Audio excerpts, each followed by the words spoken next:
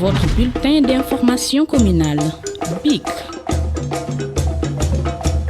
Le bel, c'est Yoff. Yoff, je suis né ici. Je suis né à Yoff parce que vous avez besoin aussi, quand on vous dit, mais qui est votre parrain, de dire, ouais, mais il est grand, il est petit, il est jaune, il est vert, en tout cas, de savoir qui je suis. Je suis né ici, à Yoff, dans un quartier qui s'appelle Ngaparou. C'est le deuxième quartier de Yoff si vous venez de l'aéroport, si vous venez de la foire. Vous avez l'AN immédiatement. Quand je parle de quartier, je raisonne traditionnel. Parce que maintenant, il y a Apexi, il y a Nord-Foire, il y a etc. Parce qu'avant, Yoff s'arrêtait à l'AN. Et de l'AN, il n'y avait rien jusqu'à la Padoie. Il n'y avait absolument rien. Il n'y avait que véritablement des herbes, etc. C'était vraiment très vide. Et moi, j'avais le deuxième quartier à partir de l'AN en tant que quartier traditionnel. Il y a 7 quartiers traditionnels. Et je suis né là-bas, à Ngaparou. Ngaparou, c'est le quartier le plus dur du point de vue, quand on regarde le quartier traditionnel, il y en a le troisième. Parce qu'il y a Andenat et il y a Tongo, et ensuite il y a Ngaparou. C'est véritablement ceux qui sont les plus traditionnalistes, les plus conservateurs, les plus proches de la mer. Et moi, je suis né là-bas et j'ai été élevé par ma grand-mère. J'étais élevé par ma grand-mère. Mais moi, j'espère que ma grand-mère... Et que si je suis devenu ministre par l'argent du poisson. Moi, je suis devenu ministre de la République par l'argent du poisson. Je ne suis pas né avec une cuillère à la bouche. Hein. Je ne suis pas né avec... je suis devenu ministre parce que ma grand-mère se levait très tôt, allait à l'océan, acheter son poisson, allait à la marché Gueule Tapée, vendait son poisson et venait effectivement pour conclure commencer à cuisiner. Et ça, c'est important. Et c'est important, je vais vous dire tout à l'heure pourquoi je dis ça. Donc, je suis né dans ce quartier. Vous allez me dire, ouais, mais pourquoi votre grand-mère? Où était votre maman? Ma maman était bien là. Mais ma maman est plus âgée de moi que de 15 ans. Oui, quand on est jeune et quand on a un fils très tôt, c'est la grand-mère qui prend la responsabilité et qui gère. C'est pourquoi je n'ai connu que ma grand-mère. Une formidable dame qui vendait que du poisson et qui faisait la navette entre marché Gueule Tapée et la plage, la très belle plage de Yoff. Elle me racontait d'ailleurs, ça je vais être... Je vais vous dire des choses que je n'ai jamais dit, hein. Je vais parler de moi, parce que c'est vous qui avez accepté de me donner votre... Donc, ma grand-mère m'a raconté quelque chose. J'étais bébé, pour le dire, je le dis à Wolof, parce qu'elle m'a raconté à Wolof. Donc, je me suis dit, xam nga boo ñëw di waxaale jën yi paa yi bu ñu ñëwee bu ñu mbaaree ba ñëw gaal bi bu teeree ba ñu ko waxee ba pare yóbbu xam nga xamoo leen wax tagoor ak yooyu tëb gaal bi si tagoor bi yow yaa nga xam nga ko xaw bu yegg après maire yi ñooy waxaale c'est comme la bourse hein, c'est véritablement parce que les Français là ils n'ont rien inventé hein. La notion de bourse de toutes les dames il y a une qui venait qui fixait le prix avec les pêcheurs et les pêcheurs repartaient. Et c'est sur le prix fixé par la personne de confiance que tout le monde achète. Donc c'est ma grand-mère qui jouait ce rôle-là. Et après, elle m'a laissé sous la pirogue. Et ils allaient chez Baye Omar Boysek. C'est là-bas où ils faisaient effectivement, ils prenaient le poisson, ils organisaient, ils mettaient la glace et tout pour attendre le lendemain, 6 h du matin, parce que là, pour aller au marché Gueule-Tapée. Et arrivé chez Baye Omar Boysek, il y a une autre dame que je connais très bien, ce sont ces dames-là qui m'ont vu grandir. Il a dit, ouais, mais, comme ça, on a blagué les borom sang. Moi, on m'appelle Ablaye Gueye à Yoff, parce que mon nom est sang, Ablaye Gueye. On a blagué les borom sang, chier le mal dedans, chier le partenaire de son gars. Donc, et il faisait noir maintenant, c'était après ministre. prenait sa lampe torche, me cherchait sous les pirogues, jusqu'à me trouver là, en train de dormir sur la pirogue, mu yóbbu jël ma. C'est pourquoi quand j'ai la marre, dañ may wax ne bu ma la bàyyi xaju lekk li nga xam. Donc voilà. Et j'ai fait mes études à l'école Talla Diagne de Yoff.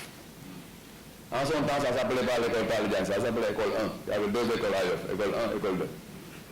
Donc j'ai fait mes études là-bas à l'école Talla Diagne de Yoff. Et après, je suis allé au lycée Blaise Diagne.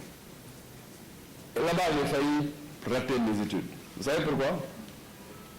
Parce que je parlais le mot plus que Baïli. Et quand je parlais, tout le lycée s'écroulait. Et ça me posait un problème. Si je n'étais pas brillant, j'allais rater mes études. Hein. Et je me souviens d'un promotionnaire à moi, on était dans la même classe. Je ne sais pas si vous connaissez le colonel Mamadou Lamine Badji, mais aussi le directeur Moustapha Guirassi de l'IAM, il était dans la même classe. Et on faisait des roulades. Vous faisiez des roulades là? Oui, on le fait. Les roulades EPS. Voilà. Notre professeur de physique, d'éducation physique s'appelait Kankou Koulibaly. C'est une grande basketteuse là. Elle joue au basket et tout. Vous devez peut-être, vous êtes trop jeune pour la connaître. Elle fut capitaine de l'équipe nationale. Vous gagnez roulade, dañuy roulade. Xam nga am na moment da nga war a lan sa tànk ngay yéen mu dit ngay mais léegi du wax ngay yàgg na rek waaye loolu mën na ko yàgg day am lu yàgg ça c'est un problème hein. Je suis sorti du lycée, je vois effectivement des enfants qui étaient en train de se battre. Ma ne mais nañ attelé yi Djuré mooy lan les gens pendant tout le lycée ils m'appelaient yaa ngi Djuré. Et moi j'avais ce problème là mais heureusement j'étais brillant, je ne pouvais pas arrêter mes cours avec ça. J'ai eu mon bac B là-bas, il n'y avait plus pas de bac S1, S2, hein. C'était D, C ou j'ai eu mon bac D, le D pilote. Le D pilote c'était à la limite entre C et D. En son temps le Sénégal voulait migrer un peu vers les séries S. Et je l'ai eu avec des amis comme Guirassi et autres. Et là, je me ressemble actuel patron du RTAS.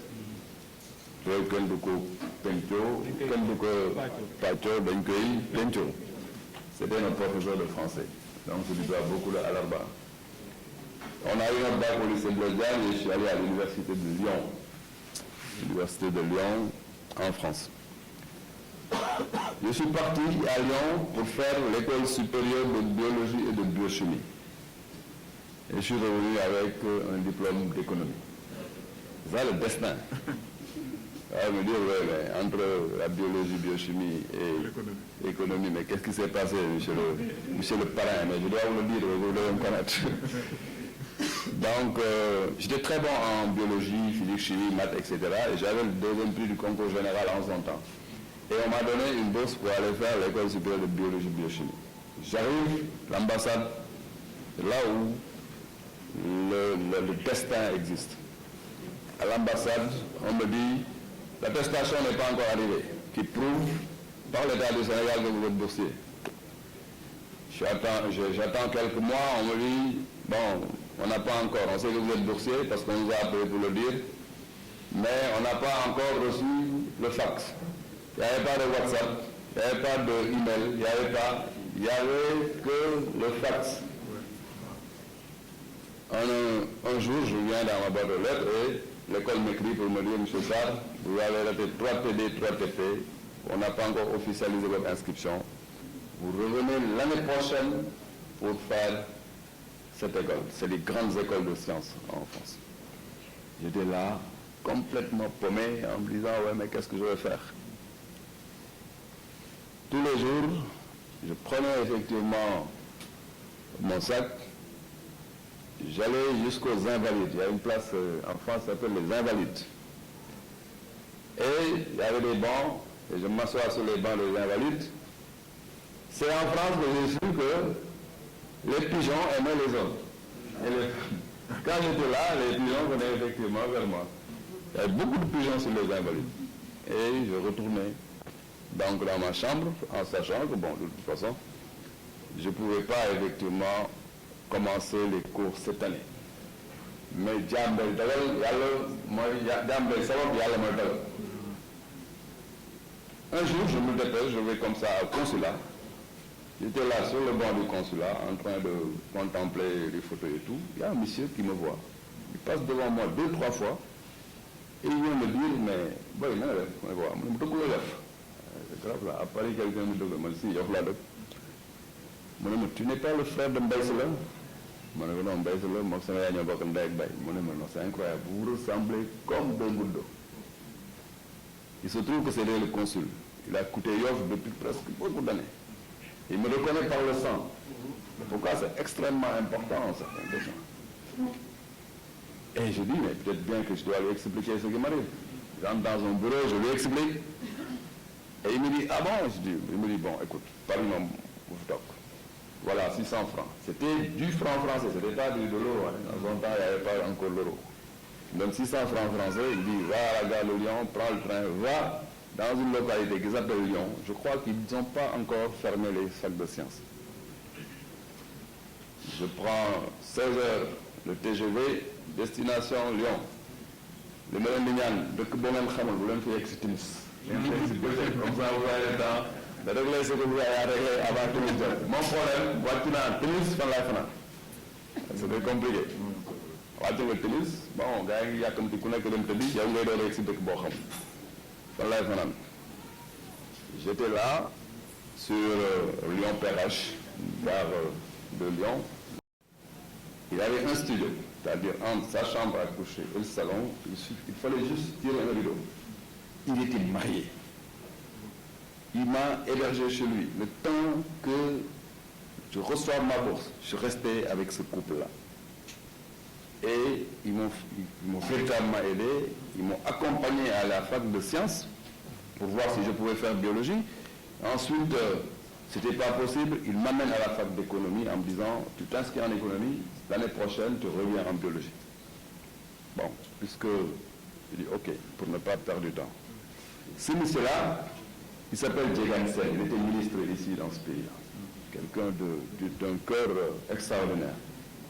La femme avec qui il m'a hébergé s'appelle Fatou Gassama. Elle était aussi ministre ici. Les deux étaient ministres dans le même gouvernement. C'est extraordinaire. Et ils ont fait ce geste d'une portée extraordinaire. Et je me suis inscrit en économie, première année. Au bout de 3 mois, ça m'a intéressé. Je dis, mais c'est quand même intéressant ça. Au bout de 4 mois, ça m'a intéressé. Je dis, mais c'est quand même intéressant. Mon père m'écrit pour me dire, retourne en sciences. Parce qu'en son temps, il y avait beaucoup de diplômés en économie, on leur finançait des boulangeries, des filets de pêche, etc. Et bon, mon père croyait que c'était véritablement une usine à chômeurs. Et moi, je dis non, ça m'intéresse. Je vais essayer donc de rester. Et je reste cette année, mais je suis donc passé sans problème.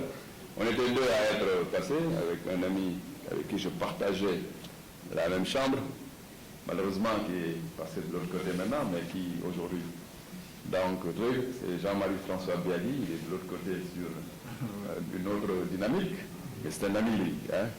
C'est vraiment quelqu'un qui m'est extrêmement cher, on a partagé énormément. Et là, j'ai fait de l'économie et j'ai eu à Lyon un DEA en économie. Et je suis revenu pour rester 3 mois parce que je devais aller faire mon doctorat, continuer effectivement, parce que quand on fait un DEA, il faut faire de la recherche. Et un professeur là-bas qui s'appelle Henri Saval qui m'attendait pour sa thèse. Quand je suis revenu, je suis allé à la SNHLM pour faire donc un stage de quelques mois. Et le chef de service qui m'a accueilli devait aller au César pour continuer ses études. Le DG m'a confié le poste. Et je suis resté. Donc ça c'est le destin aussi. Et je suis resté à la SNHLM jusqu'à être directeur financier de la SNHLM. Et un jour, Madame Bassok, qui est aujourd'hui donc gère un très grand syndicat, une grande centrale, est venue à la SNHLM pour installer l'UNSAS. Parce qu'en son temps, il y avait beaucoup de grèves d'électricité. Ça coupait tout. Il y avait ce qu'on appelle le centralisme syndical, avec la CNPS, avec Maya Diop.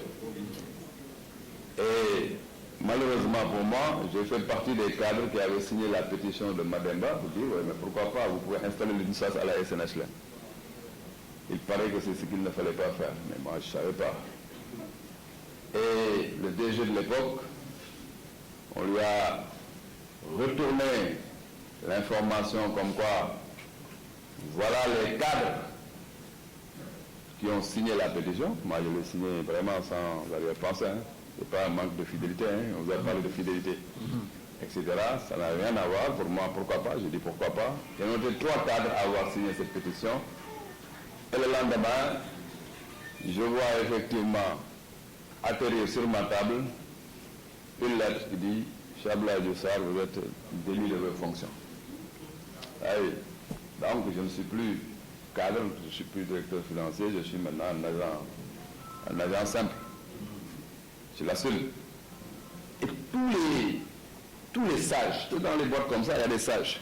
Tous les sages se sont levés pour aller voir le DG. Il n'y en a pas question. Lui, c'est l'un de nos meilleurs cadres, très jeune, etc.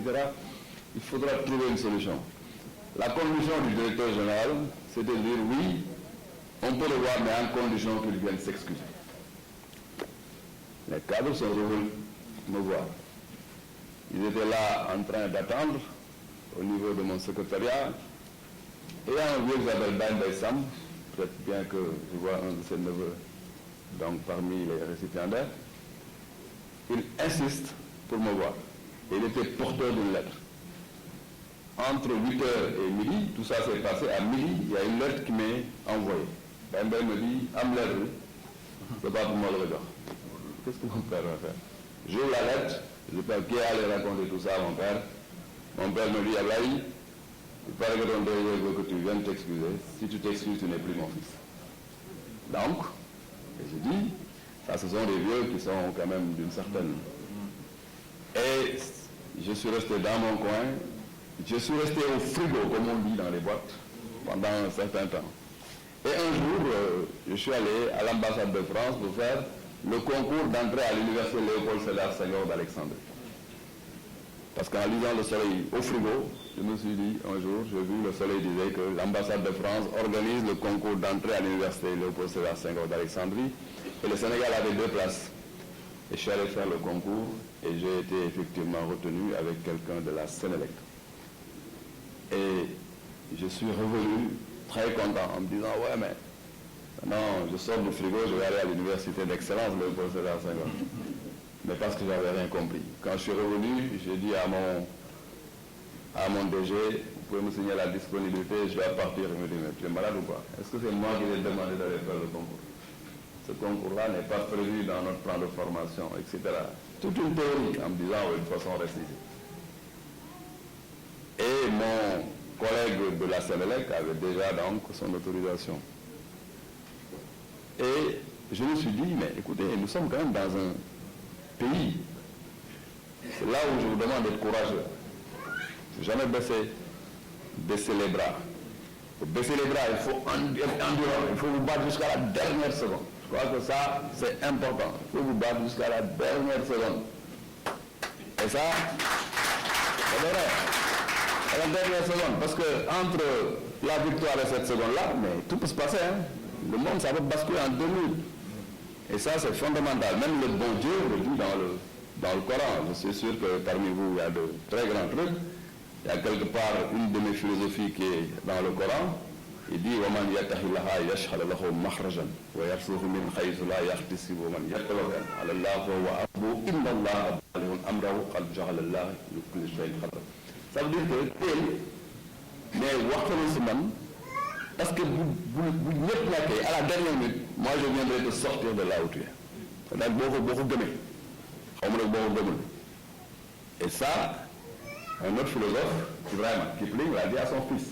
Tu peux voir en un jour détruire l'ouvrage de ta vie et sans dire un seul mot te mettre à rebâtir ou perdre en un seul coup le gain de 100 parties, sans un geste et sans un soupir. Si tu peux rencontrer triomphe après défaite et recevoir ces 2 menteurs d'un même front, alors la chance et la gloire seront pour toi les esclaves soumis, et ce qui vaut bien mieux que les dieux de la gloire, tu seras un homme, mon fils. Il y a autre chose dans les versets de Kipling. Mais ces éléments-là sont des éléments importants. Donc, bon, écoute, le DG là, mais écoute, non, je vais essayer. Et je dis, je vais aller voir le ministre. Je n'étais pas encore ministre. J'étais juste un agent d'une société, etc. Je ne faisais même pas de politique. Je dis, mais écoutez, découvrir le mec, je vais aller voir le ministre. C'est Ahmad Dansokho qui est le ministre de l'urbanisme. C'est pourquoi je vais voir ce gars. Je viens, je dis, je veux voir le ministre. Je dis, mais vous n'avez pas de rendez-vous, j'insiste. Et l'assistante 7, et j'entre dans le bureau du ministre. Il me dit, mais qu'est-ce que tu viens faire là? Je dis, mais écoutez, monsieur le ministre, j'étais l'ex-directeur financier de la SNHLM, voilà ce qui se passe, etc. Maintenant j'ai ça, mais le directeur dit que je ne vais pas partir. Il me dit, ah bon? Est-ce qu'il y a quelqu'un qui est dans ton cas qui a eu la même chose? Je dis, oui, il y a telle personne qui est actuellement aux États-Unis, il est exactement dans mon cas similaire. Prends son téléphone, monsieur le directeur, j'ai un ami qui vient de ici, etc. Il faut le laisser partir. Il dit, oui, monsieur, demande-lui de venir partir. Et c'est ça maintenant qui a réglé mon problème. Et je suis allé à l'université Senghor d'Alexandrie.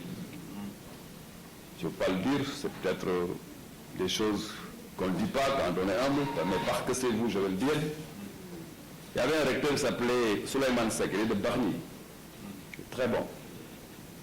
Et cette université, je crois, je pense, que c'est l'une des meilleures universités au monde. Ça, c'est mon point de vue.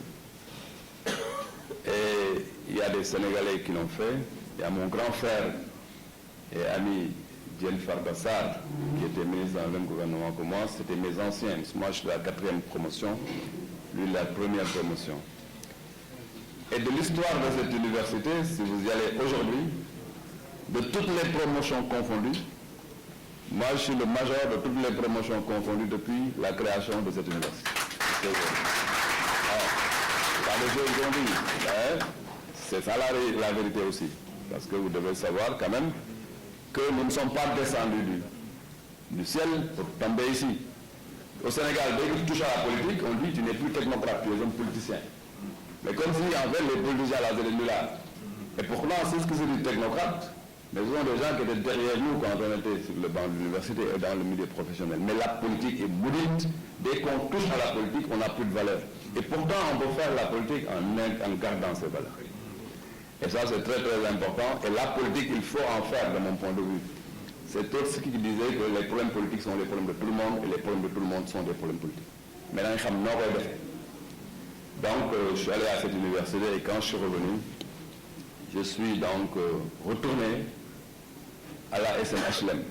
Et dès que je suis arrivé, l'autre DG était déjà parti, un mardi, parce qu'en son temps, Diouf faisait ses conseils des ministres les mardis, Wade les faisait jeudi et Macky les fait mercredi. Je ne sais pas pourquoi. Mais il était déjà parti et il y a un autre DG qui s'appelle Ibrahim Ndiaye. Mais le meilleur cadre que j'ai connu dans ma carrière. Quelqu'un de bon. J'en ai connu des patrons. Mais lui, il était exceptionnel. Dès que je suis arrivé, quand il m'a reçu, il me dit, c'est vous tout ça? Je dis, mais vous étiez l'absent le plus présent dans cette maison. Et il me dit, non, écoute, il y a déjà un directeur financier, sinon j'allais me mettre directeur financier, mais je vous mets conseiller financier. Il me met conseiller financier. Et au bout de quelques mois, le directeur financier va au ministère de la Santé pour être le DAGE et il me titularise, il me nomme directeur financier. Donc je reprends mon poste avec lui et je travaille avec lui avec beaucoup de courage. Et malheureusement, pour nous, il s'est passé quelque chose. Il s'est passé l'alternance de Wade. Quand il s'est passé l'alternance, Wade avait demandé, ça je le dis, à quelques DG de traverser la route, c'est-à-dire de transhumer. Mais lui, il n'a pas voulu transhumer. C'était quelqu'un de très très courageux, de très valeureux. Il n'a pas voulu transhumer et ce qui s'est passé, c'est qu'il y a eu des audits et malheureusement, c'est passé ce qui s'est passé. Nous l'avons défendu, nous l'avons beaucoup défendu et nous avons même produit des mémoires techniques pour démontrer qu'il n'était pas coupable. Et heureusement, il est sorti après. Et puisqu'il fallait effectivement avancer, un jour, Mamadou Diop, mon oncle, Mamadou Diop, c'est le grand frère à ma mère. Il m'appelle Mugablaï, je veux que tu viennes me tenir la maison des élus locaux. La maison des élus, c'est là où il y a la place de l'indépendance. Et je viens, je dis, je vais démissionner pour aller rejoindre Mamadou Diop. Parce qu'il n'y avait plus d'enjeu à la SNHLM. Les gens me disent, mais c'est incroyable, comment peux-tu arriver à ce niveau de démission? Je vais à la maison des élus locaux pour être le coordonnateur de la maison des élus locaux.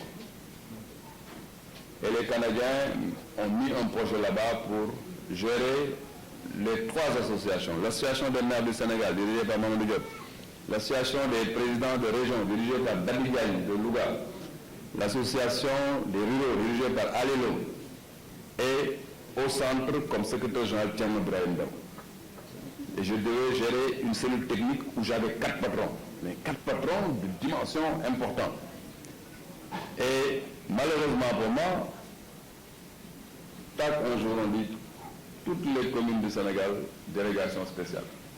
Ça, il y avait une décision comme ça, je ne sais pas si vous vous souvenez. On met une délégation spéciale dans toutes les communes. Et je reste là-bas et un jour, la Chambre de commerce de Dakar lance un appel d'offres international pour recruter son secrétaire général. Et j'introduis ma demande. On était 62 candidats. On passe au fin, après on est resté 10 candidats. On avance, on est resté 5 candidats. Le dernier entretien où il y a eu 3 candidats devait se faire devant Madame la ministre, s'appelle Aïcha Agnpoui. On est allé devant Aïcha Agnpoui, on a fait notre entretien et au moment de sortir, on dit que le président de la République veut que la secrétaire générale de la Chambre soit une dame. Alors que moi, j'étais très bien placé pour prendre ce poste. Et c'est là où on a eu en son temps des patrons très, très courageux. On a eu un patron qui s'appelait effectivement Wad, Magued Wad, je crois, il était du CNP. Il y a effectivement Mansour Kama, très fort, Mamadou Lamine Niang. Les gens ont dit non, nous sommes du secteur privé, c'est nous qui choisissons le candidat. Ils ont quand même tenu tête à l'État. Ils ont éliminé donc la dame qui était le 3e, j'allais dire, candidat le moins performant. Il restait Diouf Sarr et M. Ndiaye. Et puisque en son temps, et ça aussi, je crois que ça m'a suivi un moment, en son temps, moi j'avais une morphologie, tout en étant professionnel, un cadre, mais j'avais une morphologie d'étudiant. Quand on me voyait, on croyait que j'étais une morphologie d'étudiant, j'étais souvent dans les t-shirts et autres. C'est pourquoi la posture, nous ne sommes pas dans le développement personnel, la posture elle est importante. Je vous aime bien quand vous mettez des cravates, etc., chemises et tout. La posture, elle est très importante. Moi, j'étais toujours dans des t-shirts, dans des jeans et autres là. Un jour d'ailleurs, j'ai accompagné un de mes agents qui était très bien nippé, m'a accompagné aux impôts avec tous les contrats de la SNHLM. On arrive à la porte, les gendarmes qui sont à la DG, il est là. Ils m'ont retenu, ils l'ont laissé passer. Alors que moi, j'étais sans patron. Donc, la posture, elle est très, très importante. Donc, voilà effectivement, à ce niveau-là, au niveau de la Chambre, on dit, voilà les 2 candidats. Les gens de la Chambre ont dit, une partie, ça veut dire 75% du jury dit, il est plus bon, son dossier est meilleur, mais il fait très jeune pour qu'on lui confie la Chambre de commerce de Dakar. Mais il y a 25% qui disent non. Depuis quand l'âge et la jeunesse est un facteur de rejet? Il y a quelqu'un qui s'appelle Daoud Thiam, qui gérait une société qui s'appelle Solifarm, qui était un patron aussi très clairvoyant, qui était de ces gens-là qui disent non, on ne va pas l'éliminer. Et ils ont dit, on va commander une enquête de moralité. Enquête de moralité. Ils demandent à la police d'aller voir ce que vous avez fait dans votre vie là. On va fouiller dans tout. Quand moi je lis mon enquête de moralité, mais j'ai eu peur. Je me suis dit, mais comment les policiers là peuvent aller jusqu'à ce détail? Et c'est l'enquête de moralité qui nous a départagés. C'est pourquoi j'ai dirigé la Chambre de commerce de Dakar pendant 3 ans. J'ai dirigé cette Chambre de commerce pendant 3 ans avec un grand patron qui s'appelle Mamadou Lamine Niang. C'était très très bon. Et j'ai énormément appris avec le secteur privé. Et ensuite, parce qu'ensuite, moi j'ai pas j'ai pas eu peur de bouger, hein, j'ai pas eu peur de bouger. Parce qu'au Sénégal, le fait de rester en poste pendant toute sa vie, c'est sécurisant pour le Sénégalais. Aux États-Unis, c'est la mobilité qui est un élément de compétence. Il y a deux philosophies là-dedans. Moi, j'ai pas effectivement hésité. Et en étant patron de la Chambre de commerce de Dakar, il y a un ami qui était ministre dans le pays qui m'a recommandé à un de ses amis qui crée une nouvelle entreprise. Il me dit, il n'y a que toi qui peux aider cette personne-là pour qu'il formalise son entreprise parce qu'il va en faire une grande entreprise. J'ai accepté ce challenge pour faire de la création d'entreprise. Mais malheureusement, ça n'a pas marché. Et je me suis dit, mais maintenant, tu as bougé, maintenant, tu es quelque part, mais ça ne marche pas, qu'est-ce que tu vas faire? Et j'ai dit, je vais créer mon affaire à moi. Et j'ai été créé l'Institut international de commerce et de finance, qui est une école de management et de gestion, qui formait jusqu'au Master 2. Parce que l'ICF est sorti des flancs de l'ITECOM. Parce que tout le processus pédagogique d'ITECOM et tous les curricula, toutes les matières, jusqu'au Master 2, c'est moi-même qui l'ai rédigé. Même le dossier de reconnaissance de cette école-là, c'est sur la base de mon CV et de mes diplômes qu'on l'a mis en place. C'était important parce que c'est des amis qui l'ont fait. Et je devais aller créer une affaire pour ne pas aller au chômage. Pourquoi quand même? Il faut vous. Et j'ai créé mon école. Et j'étais là, j'avais peut-être 25 étudiants. Bon, 25 étudiants, ok, mais au moins ça me faisait mieux. Et je n'étais pas là en train de me lamenter en me disant j'ai pas de boulot. J'ai fait de la création d'entreprise. Et en étant dans le secret de mon bureau un jour, en train d'organiser mes plannings, mes emplois du temps, etc., mon assistant me dit, mais am na ko la soxla mu tudd Serigne Mboup ma ne kii Serigne Mboup mu di Serigne Mboup chambre de commerce su Kaolack nee na mooy moom CCBM xaw ma leen il est au téléphone. Je dis, mais moi je ne vois pas Serigne Mboup. Et parce que moi il me dit yow yaa Abdoulaye Diouf Sall waaw mu ne dama gagné chambre de commerce su Kaolack maa ko ku tudd Momar Marème Sall ñoo ko doon xëccoo mais finalement maa gagné. Mais dafa am ku ma jox sa tur nee na ma boo ma jàppalee daal danaa réussir affaire il faut nga ñëw ma jox la chambre bi nga gérer ma ko. J'ai dit ok, puisque j'étais là dans mon école là que j'essayais de faire développer. J'ai dit mais ça sera le tienne. Mais je devais tout laisser ici pour aller à Kaolack. Ça aussi c'est important. Hein? Des fois c'est le sens du sacrifice. J'avais mes enfants, j'avais ma femme, j'avais tout le monde, mais il fallait que je reste ici pour aller à Kaolack. Je suis resté à Kaolack 2 ans. Mais dans une vie vraiment donc où j'étais seul, mes enfants étaient là parce qu'ils étaient vraiment en train de faire leur école et je ne voulais pas les faire transférer. Donc j'étais aussi patron de la chambre de Kaolack pendant 2 ans. Mais la seule chose que j'avais dit à Serigne Mboup, c'était une chose. Je lui ai dit, je suis d'accord, président, je peux aller à Kaolack travailler pour vous. Mais je veux vous donner une information boo xamante ne bëgguma nga dégg ko ci mbedd mi. wala bëgguma ñu dem 2 jours nga dégg ko foog nga dama ko laax nga daax ma dama la bëgg wax lépp tout de suite mais mbaa jàmm ma ne que je suis membre fondateur d'un nouveau parti qui est dans l'opposition qui s'appelle l'APR. Et dans ce parti je fais partie des premiers cadres qui ont rejoint le président Macky Sall. Et puisque je sais que actuellement bon nous ne sommes pas très à l'aise partout dama la ko bëgg wax rek nga bañ a foog ne dama la ko nëbboon.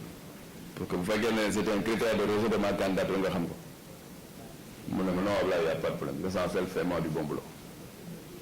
Et je suis allé à Kaolack et j'ai quitté Kaolack pour venir faire des meetings ici pour retourner ainsi de suite. Et quand le président a gagné effectivement il m'a demandé de venir prendre le centre des œuvres universitaires de Dakar. Et je suis allé au COUD pour faire mon boulot aussi.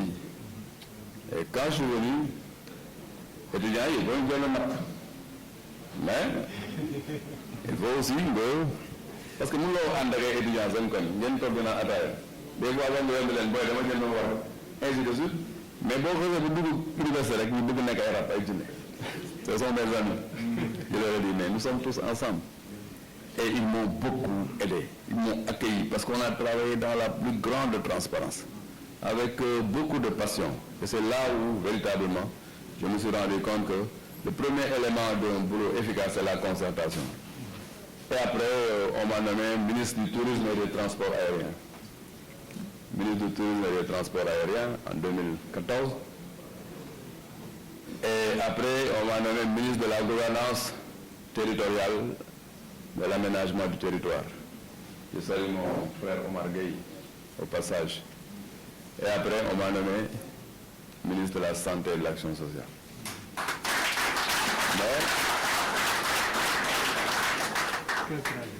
Et les populations de Yoff m'ont élu pour que je sois maire de Yoff. Donc, je suis votre parrain et je suis maire de la plus belle commune du pays. Je vous remercie. J'ai noté 3 fleurs. Je les ai véritablement écrit ces 3 mots-là. C'est fondamental. C'est fondamental. Là, une fidélité. C'est essentiel. Moi, fidélité versus loyauté. Moi, je dis, si tout le pays quittait le chef de l'État Macky Sall, moi, je serais là à ses côtés. Je pense loyauté. La loyauté, c'est important, très, très, très important. Mais je le ferai avec engagement, avec sérieux, sur la base de valeurs, de secret. Je crois que le gars, il dit, quel mot du secret? C'est-à-dire, tel petit wax ben affaire, mais faites comme ça. Mais c'est pourquoi vos fleurs là, moi j'ai tout de suite noté et j'ai dit à la tire que ça, je l'enregistre.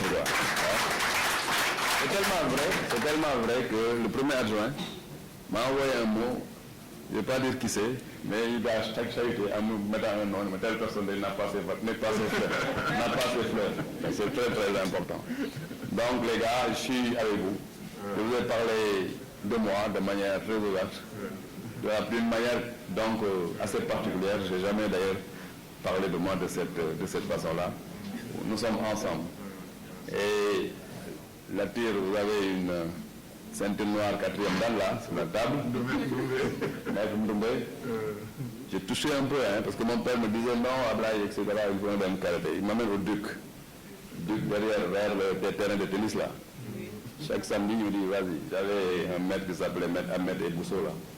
Et tout. Donc, chaque jour, Abraï Danal, moi, affaire de la soif, moi quoi. Je me dis, je passe, je me dis, je me dis, wàcc foofu dem il dongal wàcc ñoom mu ne ma loolu ma ne ko def naa quoi un jour mu ne ma bon Ablaye Kaye parce que Russie il faisait un peu de karaté il me dit mais ban ceinture nga am ma ne ko ceinture jaune ah ceinture jaune d'accord mu ne ma mets-toi là-bas waaw ma taxaw mu ne ma tey bu chagan ma mu